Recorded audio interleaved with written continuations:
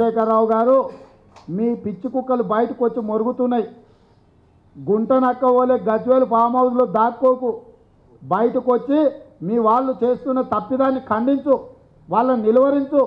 ఈ రకమైన వ్యవహార శైలి మంచిది కాదు మీకు. ఇదే రకమైన శైలితో పోతే గ్రామాలలో ఒక్క టీఆర్ఎస్ నాయకుడు కూడా తిరగడు.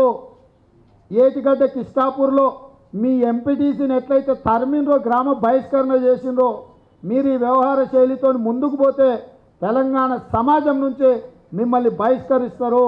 అంతెందుకు ఖమ్మం జిల్లాలో జూన్ 2 తెలంగాణ ఆవిర్భావ దినోత్సవం రోజు మీ వారి పైశాచికత్వంతో ప్రజల మీదకి పోతే రాళ్లతో కొట్టి చంపిన టీఆర్ఎస్ నాయకుని ఖమ్మం జిల్లాలో. ఆ పరిస్థితి తెచ్చుకోకు చంద్రశేఖరరావు గారు. ఖమ్మం జిల్లాలో మీ పార్టీ నాయకుడిని గ్రామ ప్రజలందరూ కలిసి తరిమి రాళ్లతో కొట్టి చంపిన, పిచ్చి కుక్కను చంపినట్టు. మీ ఎంపీడీసీని ఏటిగడ్డ కిష్టాపూర్లో గ్రామ బహిష్కరణ చేసిండ్రు, ఇంట్లో ఉండే సామాన్లు తీసి బజార్లో పడేసిండ్రు.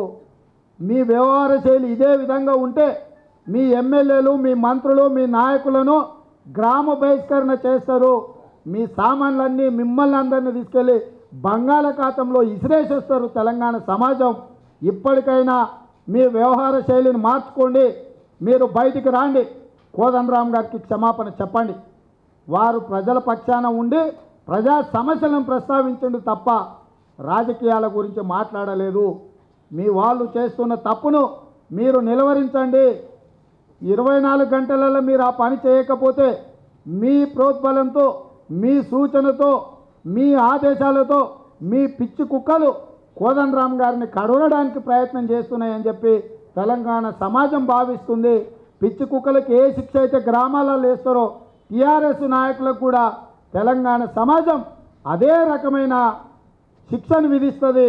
ఇప్పటికైనా తమ తప్పును తెలుసుకోవాల్సిందిగా ఈ రాష్ట్ర ముఖ్యమంత్రి గారికి విజ్ఞప్తి చేస్తున్నా.